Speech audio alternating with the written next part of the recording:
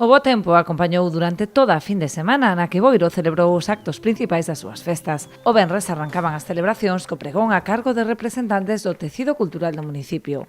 O sábado viviuse unha das xornadas máis tradicionais coa festa popular na Cachada, na que os asistentes puideron gozar dunha recreación da malla do centeo. Esta tradición ven de moi vello xa.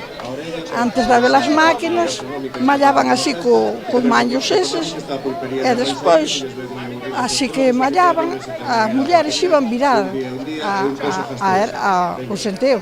Eu desde rapaz sempre acordo esta festa, o de mallar o mallo e todo, desde rapaz. A gastronomía tamén tivo con esta xornada coa degustación de orella de porco. Pois a orella está moi boa, como sempre, moi boa. Es el primer día y estoy disfrutando, la oreja está buenísima, no la había probado y quiero ahora ver toda la tradición. Muy bien, todos los años venimos, tenemos aquí un piso pequeñito, esto es precioso y esta fiesta auténtica.